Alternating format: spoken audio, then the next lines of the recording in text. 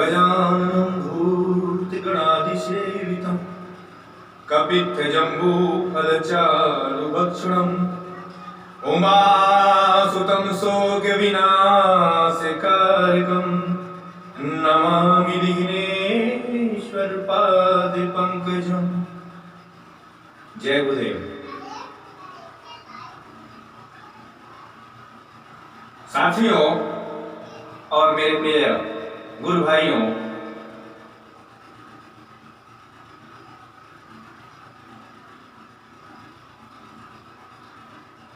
आज पुनः पुनः आपके समक्ष उपस्थित हुआ हूं। इस 21 तारीख के अवसर पर 21 जुलाई 2021 भगवान गणपति को स्मरण करते हुए, सद्गुरुदेव निखिल जी के चरणों की वंदना करते हुए, आइए आज कुछ हम चर्चा करें,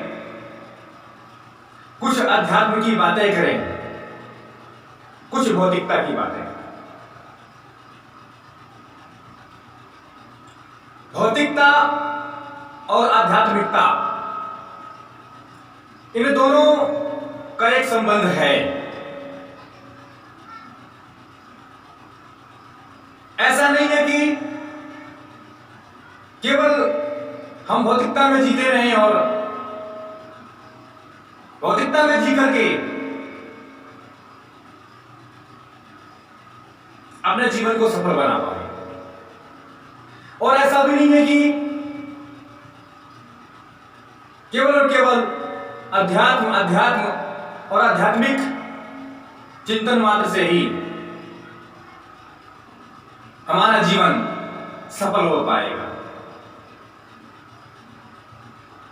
बहुत ही पेचीदा और कठिन बात है ये, यथार्थ सत्य है। इसे समझना अनिवार्य है। इसके लिए हमें विचार करना पड़ेगा कि आखिरकार हमारा जन्म क्यों हुआ।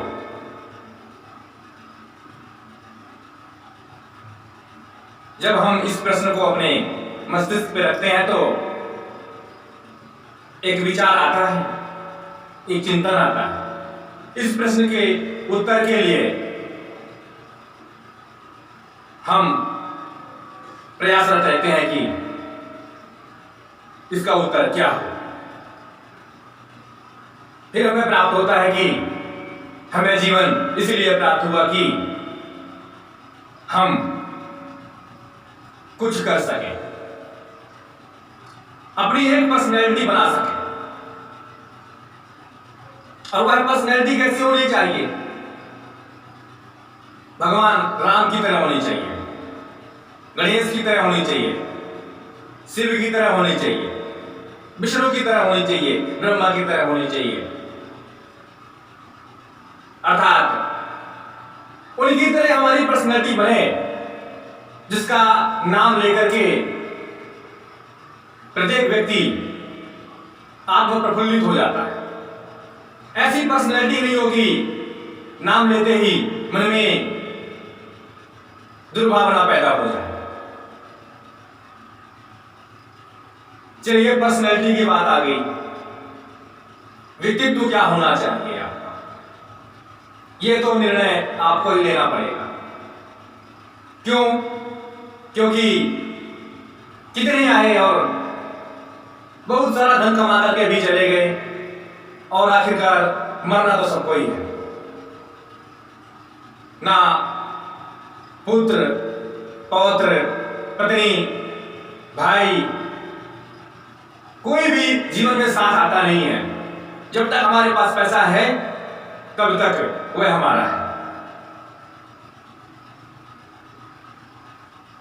और आपके मरने के बाद जैसे भी क्या है दिन, तो वह पत्नी भी आपको याद करके रो नहीं पाती। ये नश्वर जीवन जो है, मानव जीवन है, जो सिर्फ और सिर्फ जब तक हम जीवित हैं, जब तक हमारे पास पैसा है, जब तक हम स्वस्थ हैं, तभी तक वे सब हमारे। आज आप बीमार हो जाइए, फिर आप देखिए कितने दिनों तक सेवा करेंगे। आखिरकार एक दिन ऐसा हो जाएगा कि सेवा करते करते 1-2 महीने, साल 2 साल के पश्चात वो यही कहेगी यह मर गया होता तो ठीक होता। आपको मर जाने के लिए छोड़ देते हैं, आप बीमार होकर देखिए। किसी किसी की धारणा शक्ति, प्रेम शक्ति कितनी मजबूत है, यह तो उसके व्यक्तित्व पर निर्भर करता है। किंतु फिर भी बहुत कम ऐसे लोग मिलेंगे कि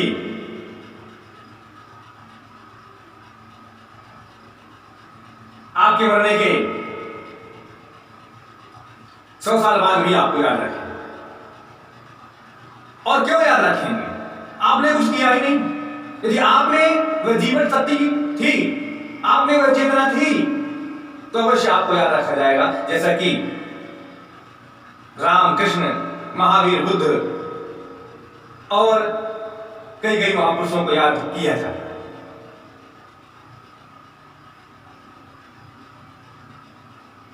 हम उनके परिवार वाले हैं या नहीं है, यह निर्भर नहीं करता।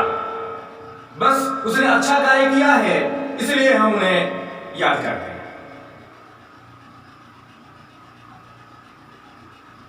अब गुरु ने दीक्षा दे दी, गुरु ने चिंतन दे दिया, गुरु ने ज्ञान दे दिया, और शिष्य ने धारण नहीं किया, तो यह तो शिष्य की कमजोरी है।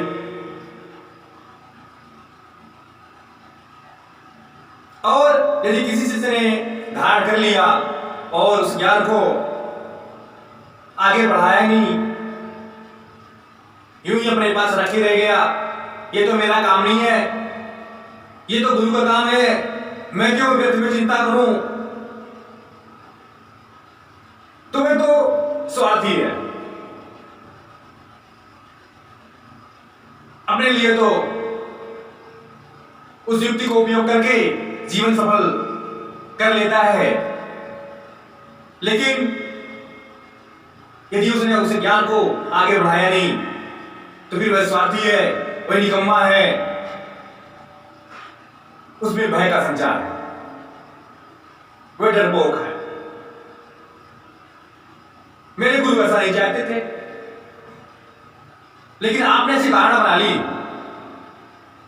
आपने ऐसा चिंतन बना ही लिया कि मैं क्यों करूं, यह मेरा काम नहीं है, यह तो गुरु का काम है। अवश्य ही गुरु का काम है, बात मानने योग्य है, किंतु आपको तो समझना पड़ेगा कि गुरु कौन। क्या गुरु आज भी है? अवश्य। गुरु कभी मरता नहीं है, गुरु तो अजर अमर है। जब से इस सृष्टि की उत्पत्ति हुई तब से गुरु है, और गुरु सदैव रहेगा। गुरु की कोई उम्र नहीं है, उसकी उम्र की सीमा नहीं है। गुरु कोई 50, 60, 100 और 1000 वर्षों तक जीवित रहने वाला व्यक्तित्व तो नहीं है। गुरु अजर अमर है, इसीलिए वेदों ने कहा गुरु ब्रह्मा गुरु विष्णु गुरुदेव महेश्वर। और इस श्लोक के अर्थ को हम अलग अलग तरीकों से समझ सकते हैं।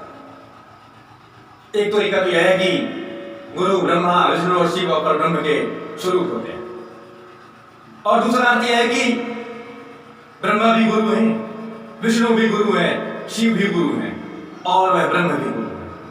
और उसके पश्चात जो पीढ़ी चली आई, जिसने उस अध्यात्म तत्व को समझाया है, जिसने अपने जीवन को तपाया है और पृथ्वी के लिए, ब्रह्मांड के लिए एक अच्छा सा कार्य करके गया है, वह भी गुरु।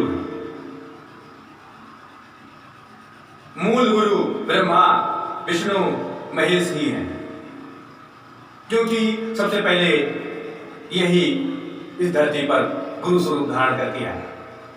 इसके पश्चात कई ऐसे गुरु आए और हम सबके अलग अलग गुरु हैं। अभी तो कोई भी गुरु बन जाता है, लेकिन गुरु में जो क्षमता होनी चाहिए, और यूं तो बोले कि सबसे पहला गुरु कौन, बोले मां सबसे पहला गुरु। अवश्य ही जिसने भी जन्म लिया सबसे पहले तो उसने मां को देखा, मां ही हमारी पहली गुरु हो गई। हम जहां से जो कुछ प्राप्त करते हैं, ज्ञान प्राप्त करते हैं, वह हमारा गुरु हो गया। अब इसीलिए हमें आपस में यूं ही लड़ना नहीं चाहिए। ये तो अंग्रेजों ने सिखा दिया कि फूट डालो सतन पर। आप में फूट डालते हैं, ये फला जाति का है, ये फला जाति का है, वो इसका छुएगा, पानी नहीं पीना, वो उसे विवाह नहीं करेगा। ये सारी बातें तो फूट डालने वाली बात हो गई। लेकिन ये छुआछूत है, होना चाहिए, लेकिन सही जगह पर होना चाहिए, सही स्थिति पर होना चाहिए। अवश्य ही जो पूजन पाठ करता है, जो ब्रह्म का चिंतन करता है, जो ब्रह्म उठ करके अच्छे कार्य करता है, वह देवतुल्य है। और जब वह देवतुल्य है तो मांस मदिरा खाने वाले व्यक्ति को ना छुए, यह हमारा धर्म कहता है। अब एक व्यक्ति की बात बताऊं। एक समय की बात है, एक पिता के दो पुत्र, एक पुत्र तो धार्मिक है और दूसरा अधार्मिक है। अब बोले कि जन्म कहां से हुआ, बोले कि जन्म तो एक ही पिता की संतान है दोनों। एक धार्मिक है, ब्रह्ममुहूर्त में उठता है, चिंतन करता है, और एक ब्रह्ममुहूर्त में सोता है, रात भर जाता है। एक अच्छे कार्य करता है, एक चोरी करता है, एक सात्विक भोजन ग्रहण करता है और एक मांसाहार करता है। बताइए, एक पिता से दो संतानें दो अलग अलग भागों की ओर, अलग अलग विचारधाराओं की ओर जा रही है। अवश्य ही जो सात्विक है उसे अपने भाई को छूना नहीं चाहिए, अपने भाई से घृणा उसे करनी ही पड़े। घृणा नहीं करे, किंतु समझाने के बाद यदि उसकी बात नहीं मानता तो फिर उसे अपने पास रखने से क्या तात्पर्य। जितना आपने पूजन पाठ किया वो याद रखे तो यूं ही समाप्त कर दिया। अब बोले कि ऐसा कैसे हो सकता है, ऐसा इसलिए हो सकता है कि हम जिसके संपर्क में आते हैं उसका पाप भी हमारे ऊपर आता है। हमने पुण्य किया, उसका पुण्य भी वह व्यक्ति प्राप्त करता है जिस पर हमारी कृपा बने।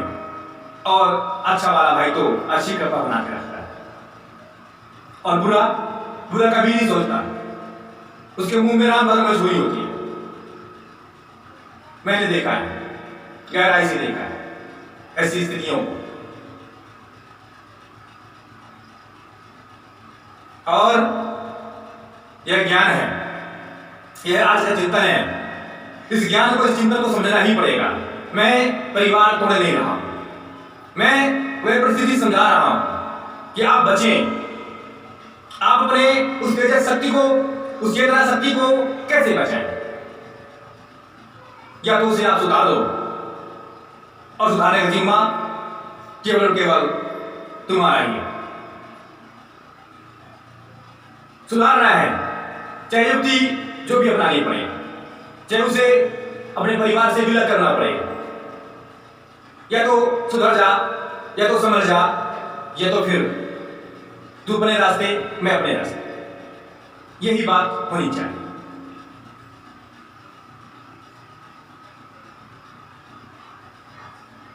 और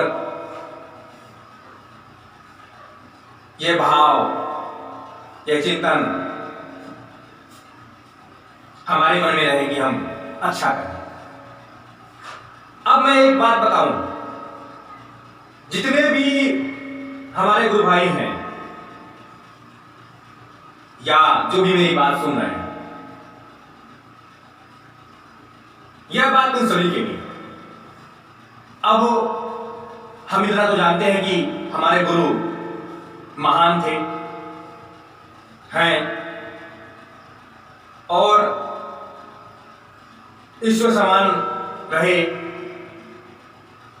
आज भी सद्गुरुदेव ब्रह्म मुहूर्त में अपने शिष्यों के घर अवश्य जाते, देखते हैं कि मेरे शिष्य क्या करें।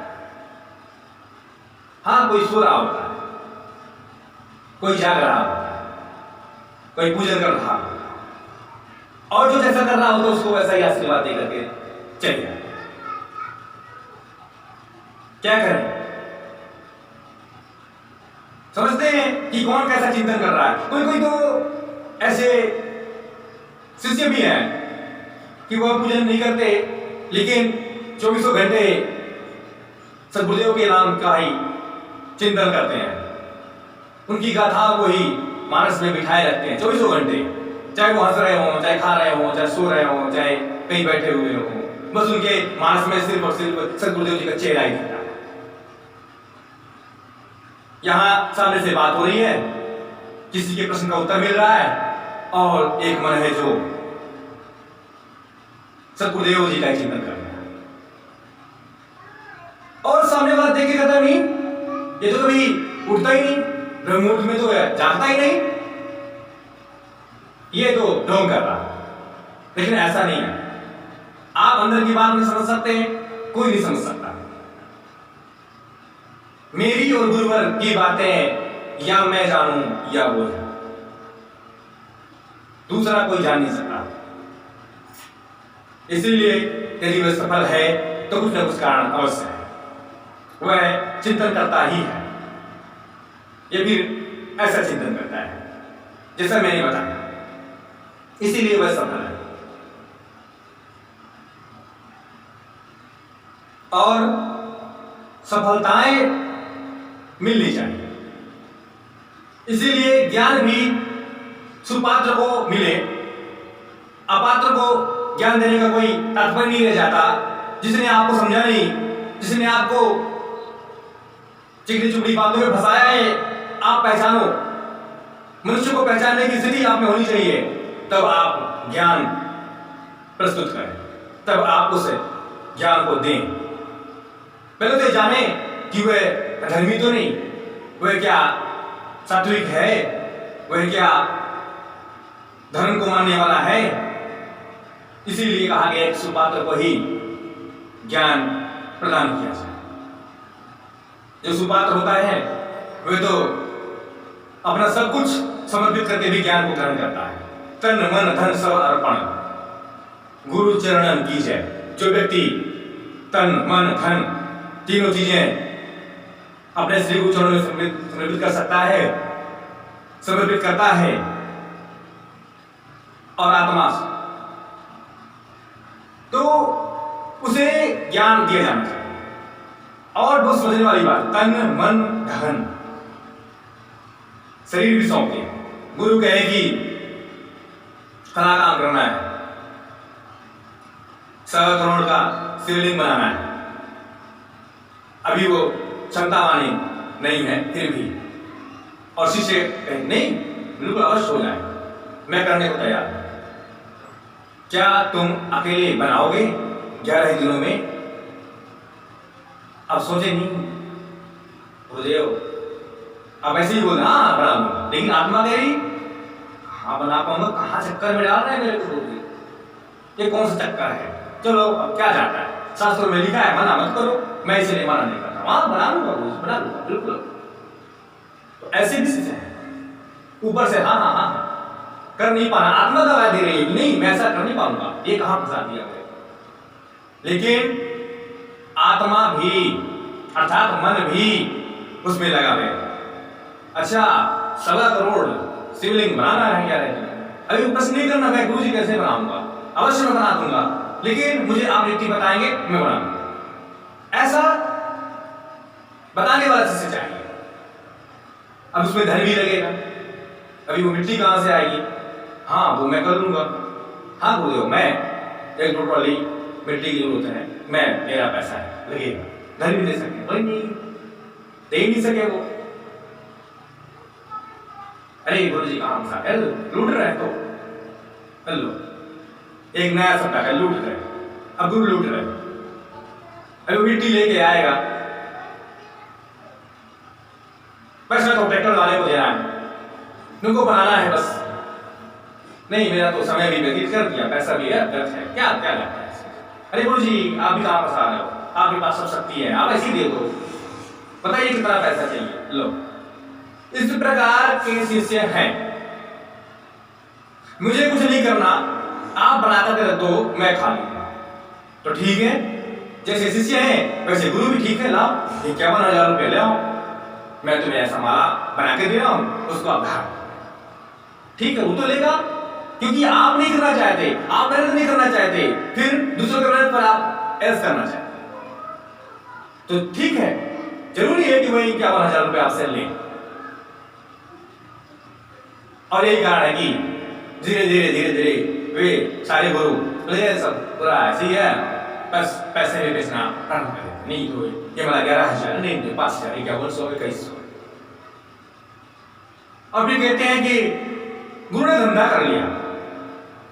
अरे भैया, आपने डॉक्टरी की पढ़ाई करी, आपने उस पढ़ाई में 5 से 7 साल व्यतीत किए, 8 से 10 लाख रुपए आपने उस पढ़ाई में दिया है, क्या प्राप्त किया? कागज के टुकड़े जिसमें सिर्फ परसेंटेज लिखे हुए हैं, और उस टुकड़े के माध्यम से आप भी हुई बेतुका जितना आप जानते हैं, आप ये नहीं जानते कि उसके शरीर में वास्तव में रोग है कौन सा है। बस तो आपको मशीनों के माध्यम से, मशीन ने बोल दिया कि ये ऐसा है, और उस मशीन को आपने खरीदा है, और फिर आप के पास जब कोई मरीज आता है तो बोले 500 रुपया आपका तो एंट्री चार्ज है। तो लूट आप रहे हैं कि गुरु? और आप नहीं लूट रहे हैं तो गुरु भी नहीं लूट रहे हैं, क्योंकि गुरु ने अपने जीवन को तपाया है, 10 साल, 15 साल, 18 साल जितना उसे तपाया है, साधना करी है, समय दिया है, रात रात भर जागा है, और उसे साधना करने के उपरांत जो शक्ति प्राप्त हुई है, उस सामग्री के लिए, हवन के लिए क्या क्या चीजें नहीं जरूरत पड़ी होंगी, उसने अपने जीवन को तपाया है। जो भी रोजी रोटी कमाई है उसमें से आधा पेट काट करके और भगवान के लिए समर्पण किया है, इसलिए ईश्वर ने उन्हें शक्ति प्रदान करेगी, लो अब इसके माध्यम से अपनी रोजी रोटी चलाओ। आप मेरे को बता दो, एक ऑपरेशन करने के लिए 400 से 500 रुपया से अधिक दवा नहीं लगती, और ऑपरेशन के 1.5 लाख रुपए ले लिए जाते हैं। और यदि वही गुरु किसी एक माला को, एक एक मंगे को 1-1 हजार मंत्रों से प्राण प्रतिष्ठित किया जाता है, 100-100 मंत्रों से प्राण प्रतिष्ठित किया जाता है, और आप जबकि दिखा दो 108 मंत्र के दाने हैं, एक मनके पर 100-100 बार मंत्र बोलना है, और 108 मंत्र आप एक बैठक पे करके दिखा दो, क्षमता है तो खुद कर दो प्राण प्रतिष्ठा। 15 रुपए की माला लेके आ जाओ, ले आओ हड़काली हदी की माला, ओरिजिनल ले आओ, असली ले आओ, कितने की आएगी? 350 की आएगी, 500 की आएगी, और उसको प्राण प्रतिष्ठा कर लो। गुरु ने बताया है ना, कर लो। नहीं कर पाते, अब बोले कि नहीं हम तो ओरिजिनल खा लेंगे, क्या क्या मतलब? पत्थर है वो, तो उस पत्थर में वह जीवन शक्ति डालनी पड़ती है, तब प्राण प्रतिष्ठा किया जाता है। प्राण प्रतिष्ठा का तात्पर्य है एक एक मनके पर उस शक्ति को हम डाल रहे हैं, और जैसी वह माला किसी के गले पर धारण होगा, बुरी शक्ति उसको प्राप्त नहीं कर सकती, तो उस माला के एक एक मनके में वह जो चेतना शक्ति भरनी होती है, तब उस माला में वह ताकत आती है, क्षमता आती है कि जिस पर वह रहे, जिस पर उसकी कृपा हो, तो उसे कोई व्याधि उत्पन्न नहीं हो सके, भूत प्रेत उसको सता नहीं सके। और शनि शनि उसे कोई विशेष रोग होता है तो वह भी समाप्त होने लगता है। लेकिन ऐसा नहीं कि उसने भी धारण किया और जादू की तरह 2 मिनट में उसका रोग समाप्त हो जाए। वह तो धीरे धीरे अपना कार्य करेगा। दवाइयां भी आपको शनि 1 महीने 2 महीने 3 महीने में ही आपको सही कर पाती है, लेकिन वे दवाइयां आपको दिखती हैं और वे जो जीवन शक्ति लगी है वह आपको दिखती नहीं है, इसीलिए आपको विश्वास नहीं होता। आपने मन सोचा नहीं, मैंने तो कुछ ऐसा किया ही नहीं, मैं तो कुछ खाया ही नहीं, कैसे शरीर में ये लगेगा, कैसे मेरा रोग ठीक होगा। आप ऐसा सोचने लगते हो, आप विश्वास नहीं कर पाते, आपका विश्वास कमजोर हो जाता है, इसीलिए फिर वह ठीक नहीं हो पाते आप। यदि आप दवाइयों पर भी भरोसा ना करें तो अवश्य ही दवाइयों के खाने के बाद भी आप स्वस्थ नहीं हो पाएंगे। यह यथार्थ सत्य है। चलिए, आज काफी बातें हो गई, क्योंकि सद्गुरुदेव जी ने जो बात मानस में रखी उस बात को मैंने आपके सामने प्रस्तुत किया। एक छोटी सी बात है, मन में एक आकांक्षा है कि यदि